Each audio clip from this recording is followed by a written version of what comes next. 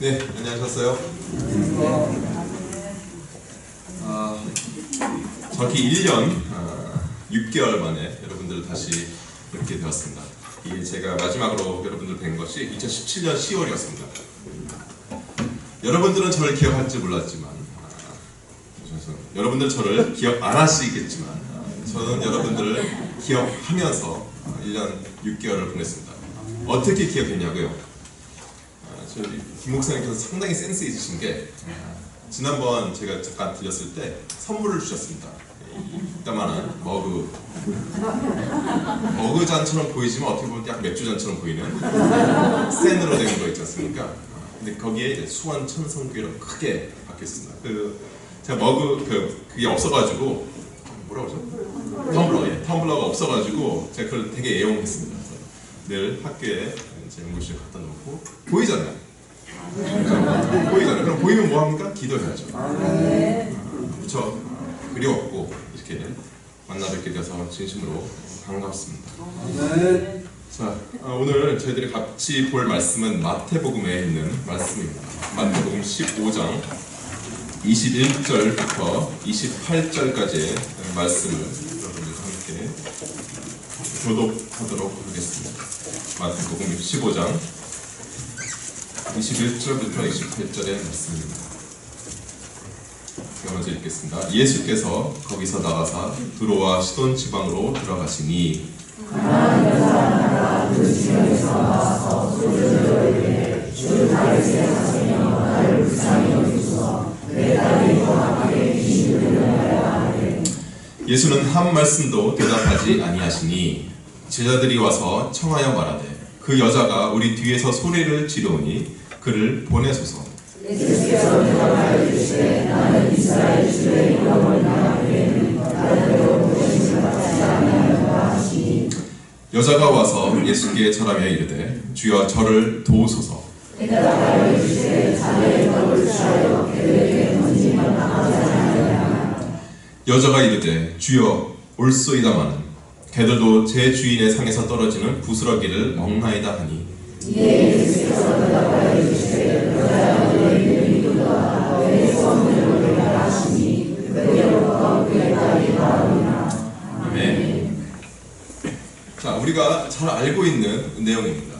잘 알고 있는 내용인데, 자 여러분 이 21절부터 28절까지 말씀 중에서 저희들의 마음을 사로잡고 저희들의 눈길을 사로잡는 표현이 있습니다. 어떤 표현입니까? 28절에 있는 표현이죠. 예수께서 대답하여 이르시되 여자여 내 믿음이 크도다. 그리고 내 소원대로 될지어다. 그렇죠? 아멘 소리가 막 참을라 해도 막 튀어나오죠. 내 믿음이 크도다. 내 소원대로 될지어다. 예수님께로부터 내 믿음이 크도다 칭찬을 받고 또 자기 소원대로 성취를 받는 믿음 생활, 너무 멋지지 않습니까? 한 번 신앙생활 하는 건데 이 정도 지경, 이 정도 신앙생활 하는 것 생각만으로 참 즐겁지 않습니까? 그런데 큰 믿음이라고 주님께서 말씀을 하셨는데 무엇을 보고 큰 믿음이라고 하신 걸까요? 저희는 이 첫 번째, 두 번째 큰 믿음이라고 주님께서 말씀하신 것, 그리고 내 소원대로 될지어다 라고 말씀하신 것을 같은 것이라고 생각합니다. 다시 말하자면 큰 믿음을 가진 사람이라면 자기 소원대로 다 될 것이고, 또한 저희 주의 가운데서 자기 소원대로 마음먹은 대로 성취를 받은 사람을 향해서는 저 사람은 참 믿음이 크다라고 생각할 수가 있습니다. 그리고 교회 안에서 그런 분위기가 조성됩니다. 큰 믿음을 가집시다.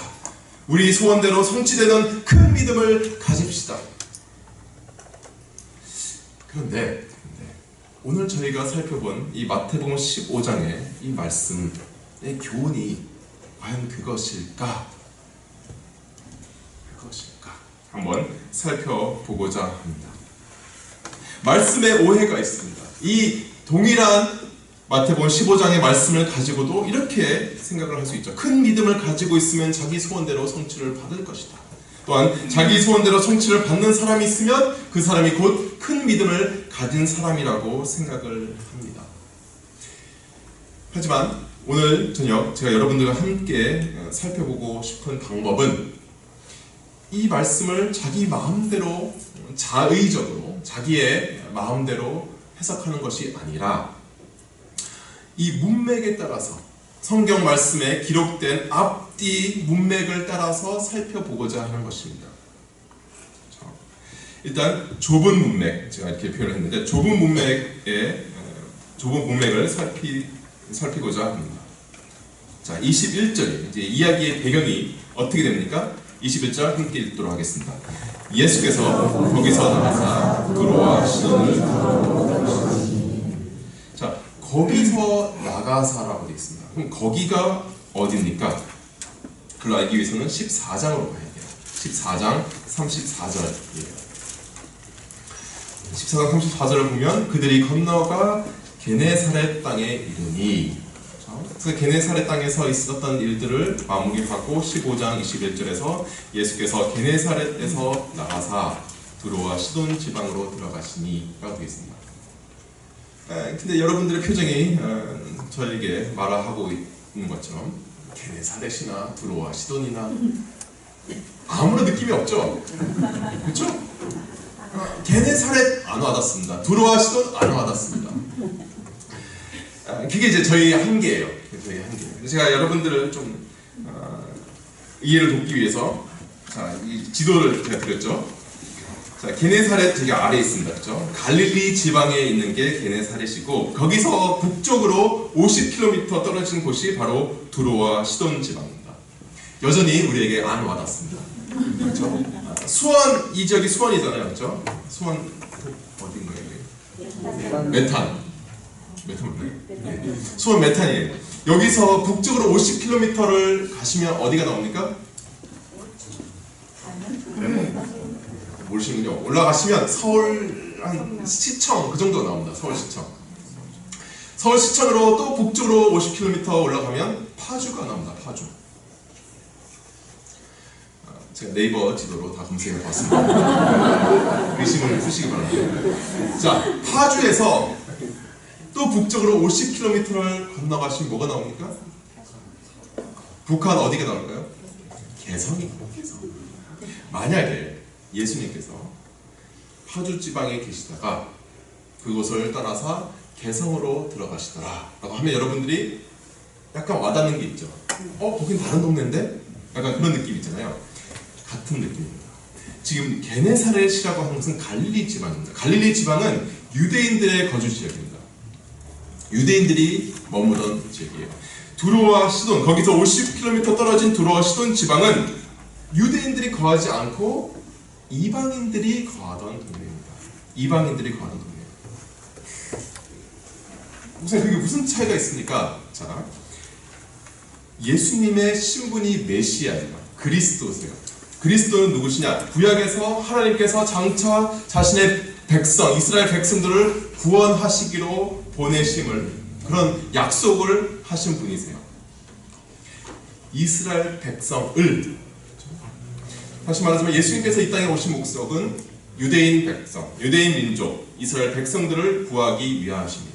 그래서 지금까지 갈릴리 지역 유대인들을 향해서 그런 사역을 하셨습니다. 그런데 메시아이신 그분께서 유대인 지방을 떠나서 다른 이방인들 사는 곳에 가시게 된 것입니다. 왜? 왜? 그런 사람들이 왜 그러실까? 그것이 이제 배경이에요. 저희들이 간과할 수 있는 그 배경입니다. 자, 거기서 무슨 사건이 일어났습니까? 22절, 가나안 여자 하나가, 그렇죠? 가나안 여자 하나가. 특별히 가나안 여자라고 강조한 이유가 무엇입니까? 이방 여인이라는 거예요. 거기서 유대인을 만났다가 아니라 거기서 두로와 시돈 지방, 이방인이 거주하던 그 지방에서, 그렇죠? 이방인 여인을 만났다는 것입니다. 그렇죠? 같은 사건을 기록한 마가복음 7장 24절에 30절을 보시면 그 여자는 헬라인이요 수로보니게의 족속이라. 그래서 확실히 명시하는 거죠. 이 사람은 유대인이 아닙니다. 그 여인이 이렇게 이야기를 하는 것입니다. 22절부터 28절까지는 이 예수님과 이 가나안 여인의 이야기를 담고 있습니다. 가나안 여인이 이렇게 얘기를 하죠. 뭐라고 얘기합니까? 22절, 주 다윗의 자손이여 나를 불쌍히 여기소서, 내 딸이 흉악하게 귀신 들려나이다. 자, 일단 주 다윗의 자손이여라는 표현은 메시아라는 그 고백을 담고 있습니다. 이 가나안 여인은 예수님을 향해서 메시아인 것을 고백하고 있으면서 무슨 얘기를 하고 있습니까? 도움을 요청하고 있는데 어떤 도움입니까? 무엇이 이 여인으로 하여금 예수님을 찾게 했습니까? 무슨 일이 났어요? 딸이 아파요. 딸이 귀신 들렸어요. 왜 이 여인은 유대 사람, 자신이 모르는 그분에게 이렇게 요청을 하는 것입니까? 자신의 사랑하는 딸이 아프기 때문입니다. 이미 많은 의원과 사람들을 만나봤겠죠. 도움을 얻으려고 했겠죠. 그렇지만 그 누구도 고칠 수가 없어서 절망하던 가운데 어떤 소식을 들었을 것입니다. 어떤 뛰어난 선생이 있다더라. 그 선생은 질병을 고칠 수 있는 그런 능력이 있다더라. 한번 가보지 않겠느냐. 그래서 이렇게 얘기하는 것입니다. 주 다윗의 자손이여 나를 불쌍히 여기소서, 내 딸이 흉악하게 귀신 들렸나이다. 자, 이 여인의 간절한 이러한 요청에 주님께서 뭐라고 대답을 하십니까? 23절 뭐라고 얘기하셨어요? 자, 예수는 한 말씀도 대답하지 아니하셨다. 예수님께서 너무 바쁘셔서 못 들으신 겁니까? 아니면 일부러 안 하신 겁니까? 확실하세요? 사랑의 주님이신데 일부러 안 들으실 리가 없잖아요. 왜 사랑의 주님께서 이렇게 못 들으셨을까요? 자, 그래서 이 가나안 여인이 다시 한번 얘기를 합니다. 주 다윗의 자손이여 나를 불쌍히 여기소서. 얼마나 크게 불렀던지 주님 곁에 있던 제자들이 참다 못해서 주님께 얘기를 합니다. 23절입니다. 그것이 제자들이 와서 청하여 말하되 그 여자가 우리 뒤에서 소리를 지르오니 그를 보내소서. 주님, 도저히 못 참겠습니다. 뭐라고 말씀을 해주세요. 그러자 계속해서 침묵하시던 주님께서 말씀을 하십니다. 24절입니다. 뭐라고 말씀하시죠?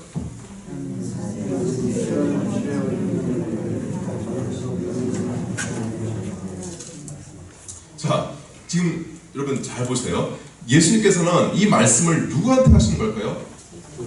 제자들한테 하세요. 여러분 당해본 적 있으세요? 제가 누구한테 얘기를 했는데 그분이 저한테 대답 안 하고 옆에 사람한테 얘기를 하는 거예요. 기분 나쁘세요? 안 나쁘세요? 나쁘죠. 여러분 되게 솔직하시네요. 기분 나쁘죠? 그렇죠? 다시 한번 이렇게 요청을 했는데 주님께서는 그 여인을 향해서 거절하지도 않으시고 제자들을 향해서 나는 이스라엘의 집에 잃어버린 양 외에는 다른 데로 보내심을 받지 아니하였노라 라고 대답을 하십니다. 다시 한번 주님은 여인의 강력한 부탁을 거절하십니다. 자, 주님께서 이 제자들에게 하신 말씀을 이 가나안 여인이 들었을까요? 못 들었을까요? 들었죠. 주님이 오늘은 좀 기분이 안 좋으신가 보다. 다음에 다시 오겠습니다. 그렇지 않았습니다. 어떻게 합니까? 25절 다시 한번 주님께 요청을 하는 것입니다. 25절 여자가 와서 예수께 절하며 이르되 주여 저를 도우소서. 여러분 지금 여자가 몇 번 요청을 했습니까? 자, 한국 문화에서도요, 여러분 한 번 거절할 수 있어요. 2번 거절할 수 있습니다. 그러나 3번 부탁하면 웬만하면 다 들어주죠. 그렇죠? 아, 여기는 소원은 안 했습니다. 그렇잖아요. 그게 인지상정인데, 주님께서도 참으로 독하십니다. 그렇죠? 고집이 있으세요. 3번을 이 여인이 정말 간절히 요청을 하지만 3번 다 거절하실 뿐만 아니라 이번에는 더 가혹하게 여인의 마음을 후벼파는 말씀을 하십니다. 그것이 26절입니다. 뭐라고 얘기하십니까?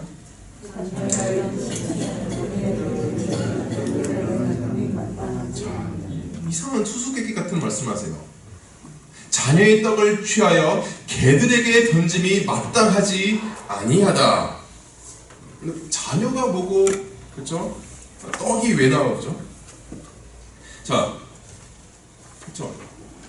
집안에서 밥을 먹을 때 식탁 위에 있는 음식을 자녀들에게 주지 개에게 주지 않습니다.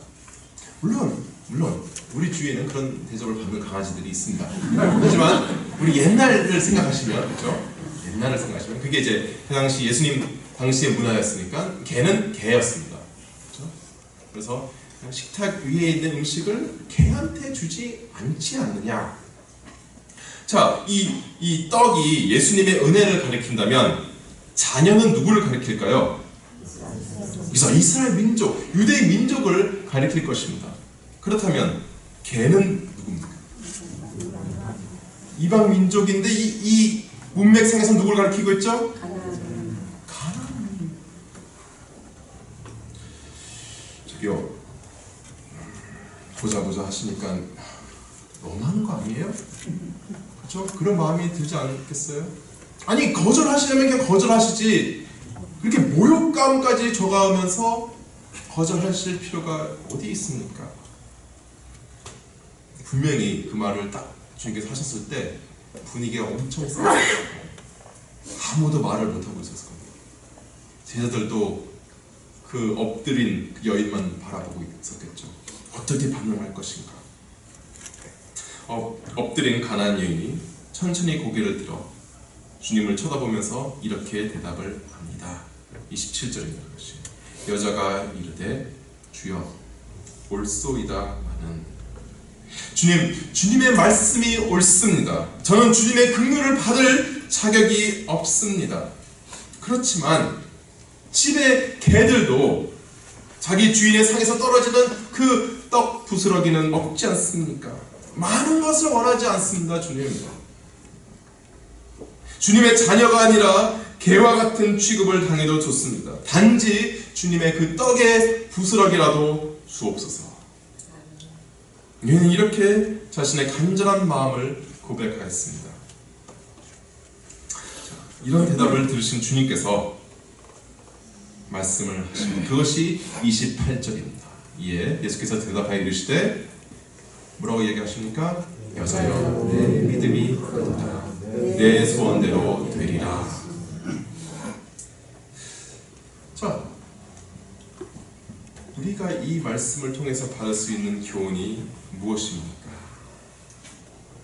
자, 그 교훈이 무엇이다라고 말씀드리기 전에 교훈이 아닌 것, 우리가 오해할 수 있는 것을 먼저 말씀드리겠습니다. 어떤 오해냐면 여인이 주님께서 내 믿음이 크도다 칭찬을 들은 것은, 그리고 그 여인의 소원이 수리된 것은 그녀가 끝까지 주님께 매달렸기 때문에 주님께서 자신의 마음을 바꾸셔서 그렇게 된 것이다. 이것이 아닙니다. 이것이 아니에요. 안 된다. 주님께서 3번을 거절하셨습니다. 하지만 여러분, 저는 포기하지 않고 끝까지 주님께 매달려서 결국 주님의 마음을 바꾸고 제가 원하는 그 소원을 이루었습니다. 그것이 오늘 말씀이 말하고자 하는 그 교훈이 아닌 것입니다. 저의 그 어려운 상황, 딸이 그 위중한 상황, 그런 상황 안에서 저는 주님께 나아갔습니다.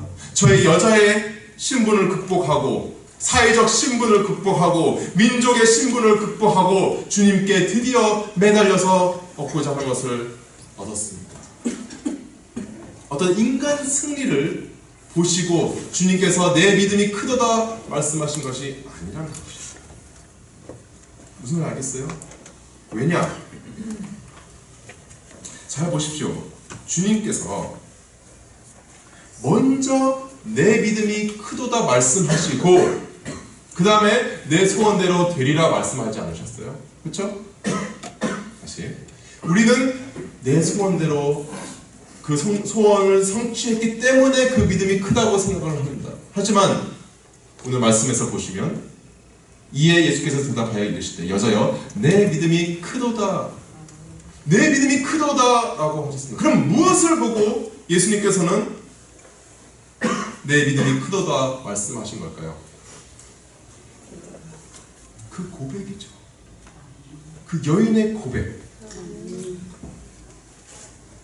오늘 본문의 교훈은 어떤 신앙생활의 방법에 대한 것이 아닙니다.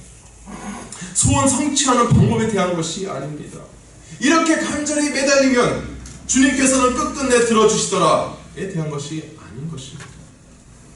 오늘 본문의 교훈은 믿음의 바른 방향에 대한 것입니다. 믿음의 올바른 대상에 대한 것입니다.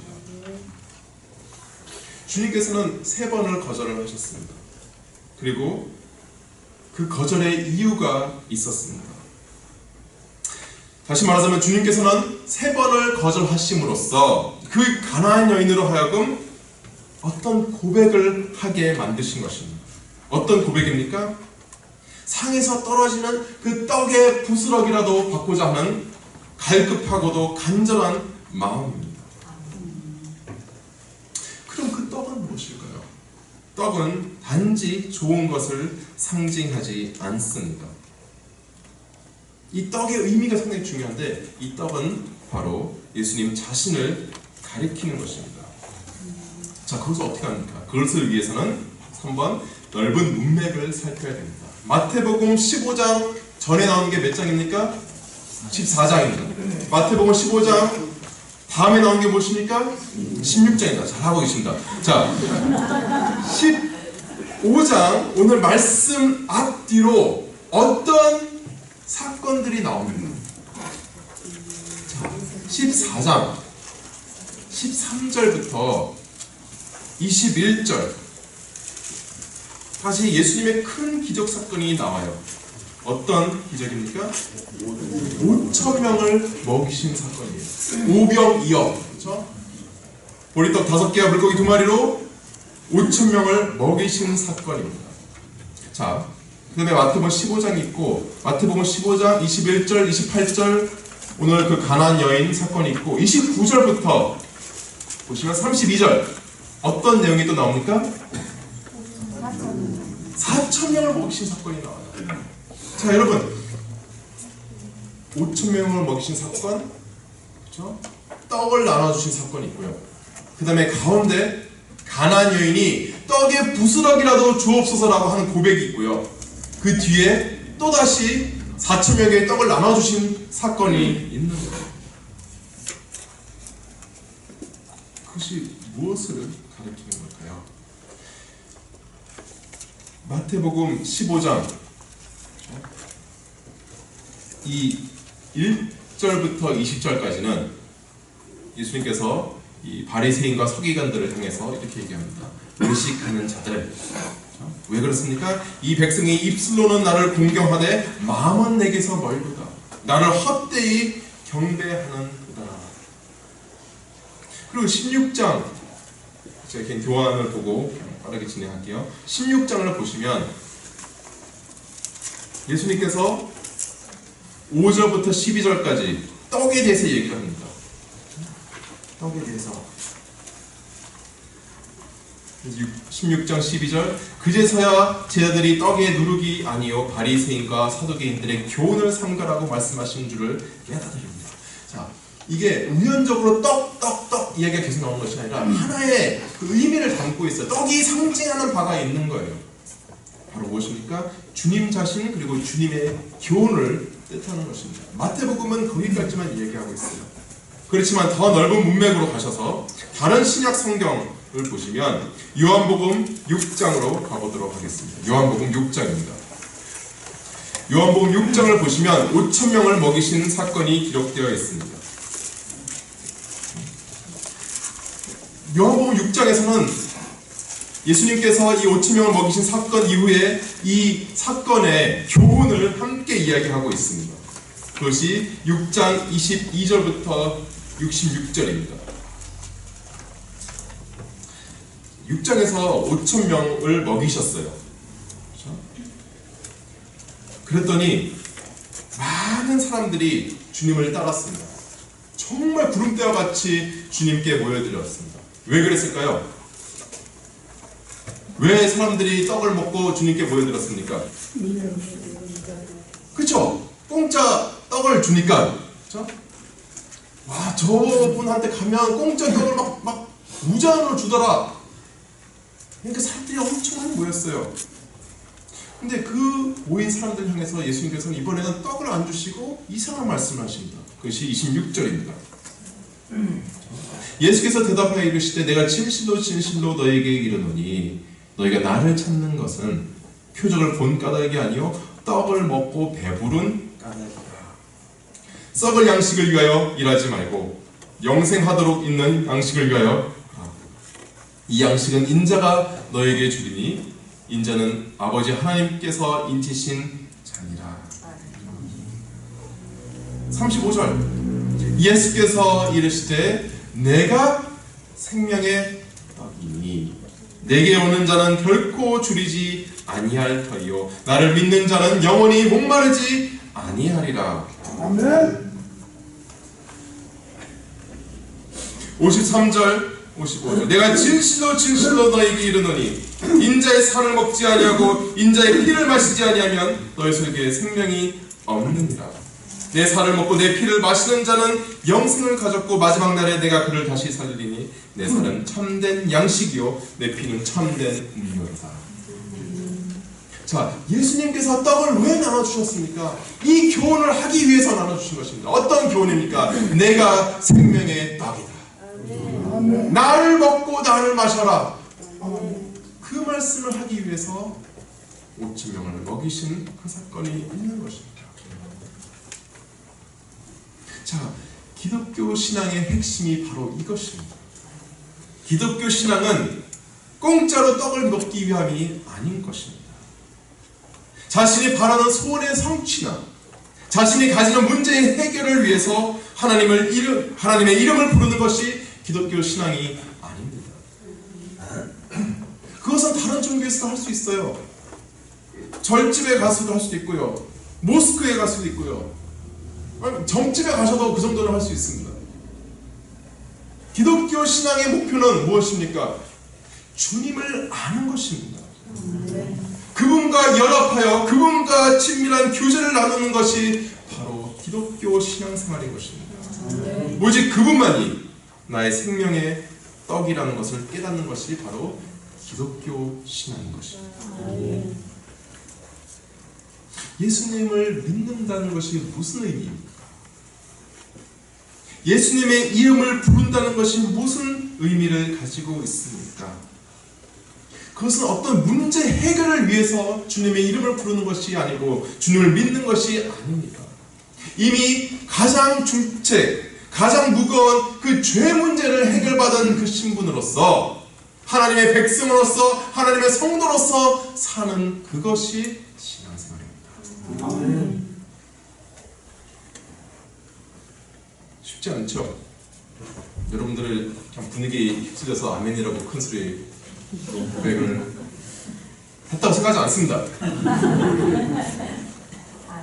그렇지만 어렵습니다. 왜냐?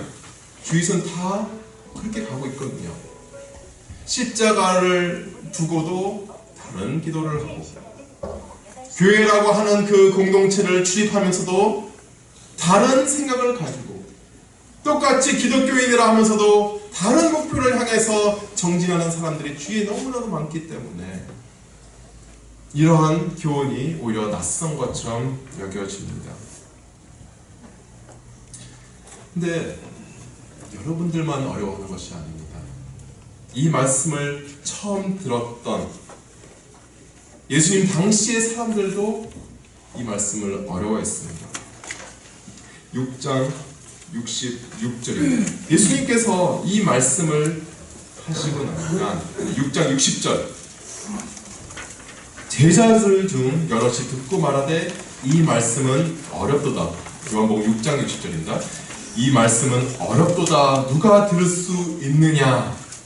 다른 사람들 아니고 제자들, 예수님의 제자들 가운데서 그렇게 말하는 사람들이 있었습니다. 그리고 66절을 보시면 그때부터 그의 제자 중에서 많은 사람이 떠나가고 다시는 예수님과 함께 다니지 아니하더라라고 되어 있습니다.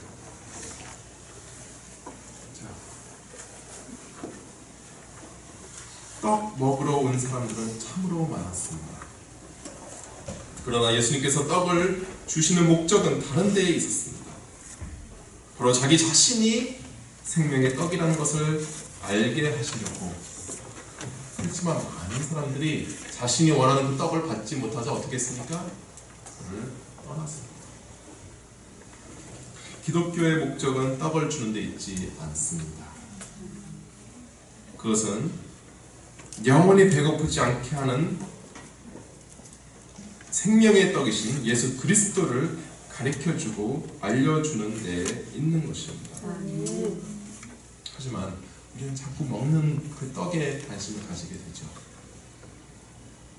그리고 어떻게 하면 주님께로부터 그 떡을 더 많이 얻을 수 있을까? 거기에 온통 집중하게 됩니다. 그랬을 때 교회의 역할은 그것이 아니다 라고 말해주는 데 있습니다. 그것을 부추기고 어떻게 하면 더 떡을 얻어낼까? 그런 프로그램을 운영하고 그런 슬로건을 걸고 하는 것이 아니라 모든 분위기가 다 그쪽으로 갈 때 아닙니다. 기독교 신앙의 핵심은 다른 데 있습니다. 우리의 시선을 다른 데로 돌려야 됩니다라고 말씀을 해주시는 분이 바로 목사님인 것입니다. 맞습니다. 우리의 관심을 우리의 문제 해결에 집중하는 것이 아니라 하나님께서 원하시는 그 관심에 하나님 마음이 머무르시는 그 장소에 옮겨가도록 하는 것이 교회 장로님, 교회 목사님의 역할인 것입니다. 아멘. 여러분들 아멘 되게 크게 하셨는데요. 제가 1년 반 만에 왔는데 성도님들은 정말 젊으셨습니다. 일단 청년들이 정말 많아졌고요. 그렇죠? 그리고 청년처럼 보이는 우리 집사님, 장님, 권사님들이 상당히 많아지셨습니다. 그런데 우리 목사님은 많이 연세인 것 같아요. 깜짝 놀랐어요. 제가 저보다 젊게 보이시는 몇 안 되는 손꼽히는 목사님이셨는데 이젠 저랑 비슷해지시려고 옆에 막 흰머리가 막 보이고 막. 자, 여러분 목사님의 얼굴은 여러분들의 신앙생활과 비례합니다. 김 목사님께서는 우리 수원천성교회가 자꾸만 다른 방향으로 갈 때 그것이 아닙니다. 이것이 맞는 것입니다. 이쪽으로 가야 된다라고 하는 그 역할과 책임이 있으신 거예요. 아니에요. 다른 교회들은 다 그렇게 하던데요. 다른 목사님들 다 그렇게 하던데요. 그랬을 때 아닙니다. 말씀대로 이것이 신앙의 핵심이고 이것이 기독교 정신입니다라고 말씀해 주시는 분이 목사님이신 거예요. 저는 천성교회 그 소개를 받고 1년 반 전에 왔을 때부터 정말 큰 기대를 가지고 있어요. 이 교회에. 그냥 하는 것이 아니라 제가 말씀드렸죠. 저는 그 텀블러를 보고 저는 볼 때마다 기도를 하는 사람이에요. 상당히 귀한 역할을 감당하고 있습니다. 그것이 특별한 것이 아니에요. 교회라면 당연히 마땅히 감당해야 할 역할인데 워낙 그런 교회가 적다 보니까 그렇죠? 특별한 것이 되어버렸습니다. 그 역할을 잘 감당하시기 바랍니다. 많은 사람들이 다른 것을 쫓을 때 여러분들은 신앙의 정로를 걸으시기 바랍니다. 한 가지 더 말씀을 드릴게요. 가나안 여인은 주님께서 그 떡의 부스럭이라도 달라고 간절히 원했고 그 모습을 보고 주님께서는 너의 믿음이 크도다라고 말씀하셨어요. 주님을 원합니다. 주님의 교훈을 원합니다. 라고 얘기했을 때 주님께서는 그 모습을 보시고 내 믿음이 크다고 말씀하셨습니다. 그 여인에게 있어서 모든 일의 시작은 자신의 사랑하는 딸의 상황이었을 것입니다. 그렇죠? 딸이 아프지 않았더라면 주님을 찾아가지도 않았을 것이고 어쩌면 처음 주님께 나아가게 된 것은 모성애로부터였을지도 모릅니다. 이 여인의 처음 목적은 문제 해결을 위함이었을 수도 있습니다. 그러나 어느 순간부터 이 여인은 주님 앞에서 주님만을 간절히 바라는 신앙의 고백을 하게 되었고 구원을 얻게 된 것입니다. 자, 그러면 보십시오. 이 가나안 여인에게 있어서는 딸의 상황이 축복이었을까요? 저주였을까요? 잠깐만요. 너무 쉽게 말씀하지 마세요. 지금 여러분들 무슨 말을 하는지 잘 생각하고 말씀해주세요. 이 여인의 딸이 아픈 상황, 위중한 상황, 귀신 들린 상황이 당장으로 봤을 때는 저주처럼 보이죠. 안 됐다 하죠. 그렇지만 그 딸의 상황 때문에 이 여인은 주님께 나오게 됐고 그 딸을 사랑하는 그 마음 때문에 주님께 매달리게 되었고 구원을 받게 되었습니다. 그러면 딸의 상황은 이 여인에게 축복이었을까요? 저주였을까요? 축복. 저 한 사람은 그렇게 생각합니다 지금. 왜냐면 어렵거든요. 그렇죠? 어려워요. 축복이라고 말하는 순간 우리가 지금까지 축복이라고 생각했던 것들이 다 이제 다시 생각하게 되거든요. 그럼 조금 더 생각해 봅시다. 처음 가나안 여인과 주님의 만남은 누가 시작한 것입니까? 우리는 흔히 가나안 여인이 그 지역을 오신 주님을 찾아가서 도와달라고 한 것으로 이야기가 시작된다고 생각합니다. 그렇지만 저희가 본 것처럼 마태복음 15장 21절은 누가 이동하는 것으로 나오죠? 예수께서 게네사렛을 떠나사 두로와 시돈 지방으로 들어가시니 우연히 주님께서 그곳을 가셨고 우연히 여인이 주님을 만나게 되면서 이야기가 시작되는 것이 아니라 주님께서는 바로 이 여인을 만나기 위해서 주님께서는 바로 이 여인을 찾고 구원하고자 두로와 시돈 지방에 가신 것입니다. 아멘. 그렇게 믿는다면 이 여인의 딸의 상황도 어쩌면 이 가나안 여인을 부르기 위한 하나님의 계획과 하나님의 도구로 사용되었다고 충분히 생각할 수가 있는 것입니다.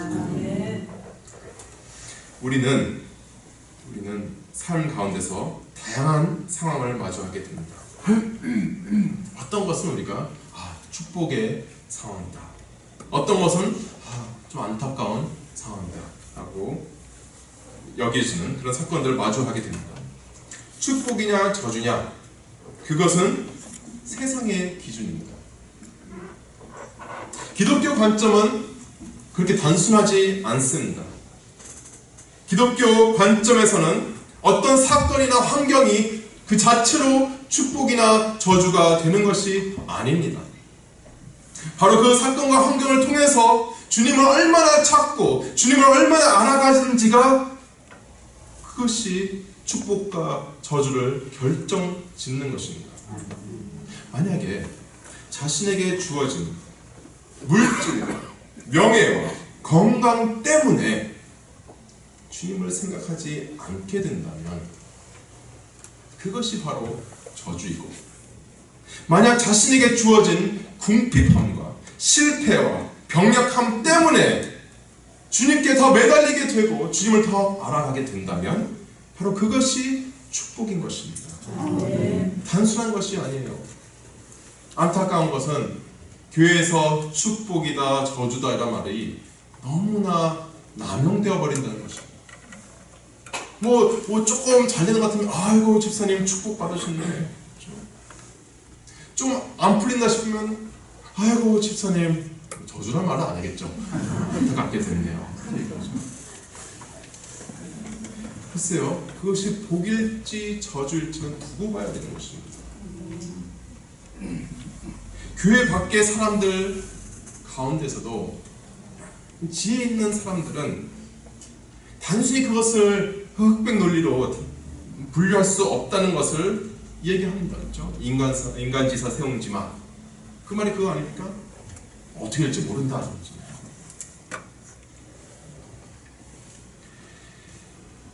성도의 인생 가운데서 모든 것은 기회입니다. 다시 말씀드릴게요. 성도의 인생 가운데서, 짧지 않은 인생 가운데서 마주하게 되는 모든 사건들은 바로 기회입니다. 기회는 그 자체로 가치 중립적이에요. 기회를 잘 사용하시면 그것이 축복이시고 기회를 놓치면 그것이 저주인 것입니다. 기회를 잘 사용하여서 하나님을 더 잘 알아가고 그분께 더 매달리고 그분의 뜻에 자신의 마음을 쓸 수 있어야 되는 것입니다. 그리고 그렇게 신앙의 방향이 바르게 정해졌을 때, 그렇게 신앙의 대상이 바르게 정해졌을 때 주님께서는 이렇게 말씀하십니다. 내 소원대로 될지어다. 여러분, 주님께서는 그래, 참 신앙 고백을 잘했구나, 내 믿음이 크도다, 자 상으로 내 소원대로 다 이루어줄게 라고 말씀하지 않으세요. 내 소원대로 될지어다가 주님의 소원과 전혀 상관없는 소원을 이루어주시겠다는 것이 아니라, 그렇죠? 오직 주님만이 내 삶의 방향이십니다. 주님을 더 알아가게 되고 주님의 마음이 있는 곳에 제 마음을 쓰길 원합니다 라고 고백하였을 때 그 고백을 보시고 주님께서는 내 믿음이 크도다 말씀하시고, 그런 믿음을 가진 사람이 주님의 마음과 전혀 다른 소원을 하게 될까요? 아닐 것입니다. 주님의 마음에 자신의 마음을 맞추는 그런 삶일 것입니다. 주님의 소원을 닮아 있는 그런 소원을 하고 있는 사람일 것입니다. 자, 믿음과 소원은 분리될 수 없어요. 그렇죠? 큰 믿음을 가진 사람에게 주님께서는 내 소원대로 드리라 말씀하신 것입니다. 그런 면에서 요한복음 15장 7절에서 너희가 내 안에 거하고 내 말이 너희 안에 거하면 무엇이든지 원하는 대로 구하라. 그리하면 이루리라. 여러분, 이제 오늘 짧은 시간에 배운 방식으로 따져보시면 뒤에 부분만 줄쳐서 무엇이든지 원하는 대로 구하라.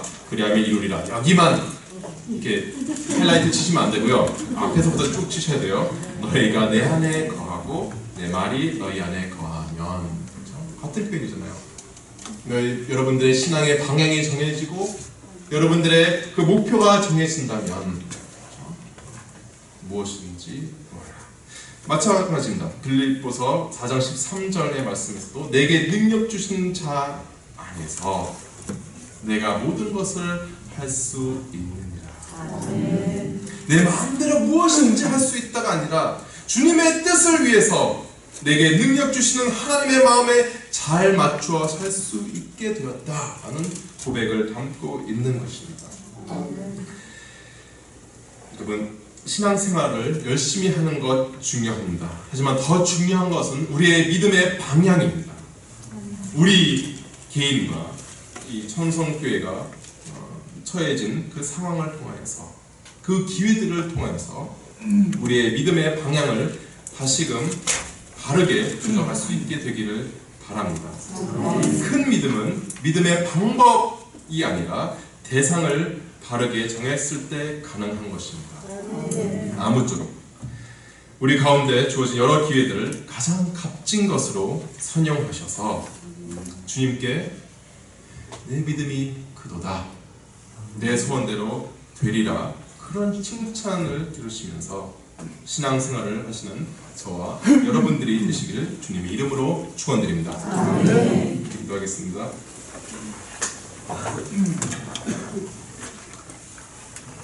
사랑의 하나님, 많은 이들이 주님의 이름을 부르고 많은 이들이 주님께 기도를 합니다. 하지만 주님, 오늘 말씀을 통해서 더 중요한 것은 우리의 신앙생활의 방향성이라고 하였습니다. 올바른 기준에 맞춰서 올바른 목표를 향해서 신앙생활을 할 수 있는 저희들이 될 수 있도록 주님께서 크신 능력으로 함께해 주옵시고, 이 천성교회와 천성교를 이런 모든 지체들과 천성교회를 담임하는 목사님, 그리고 교육자들, 장로님들, 집사님들, 권사님들 가운데 함께해 주시사 이 교회가 정말 주님의 마음에 합하고 주님의 마음을 시원케 하는 그런 교회로 사용되기를 간절히 바라옵나이다. 주님 크신 은혜로 함께하여 주옵소서. 모든 말씀 살아계신 예수님 이름으로 기도드렸습니다.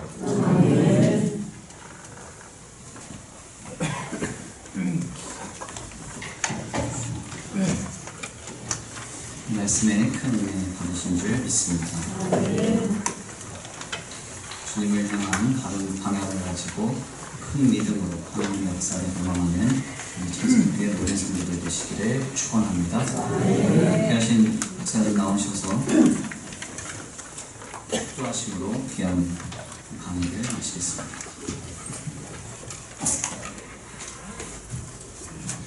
기도하겠습니다. 지금은 우리 주 예수 그리스도의 은혜와 아버지 하나님의 무궁하신 사랑하심과 성령 하나님의 감동 교통하심이 이곳에 모인 모든 천성교회 성도들의 머리 위에, 그들의 가정과 하시는 모든 일들 가운데, 그리고 그들이 성실하게 걸어가는 그 신앙의 걸음 위에 지금부터 영원까지 함께 하시기를 축원하옵나이다.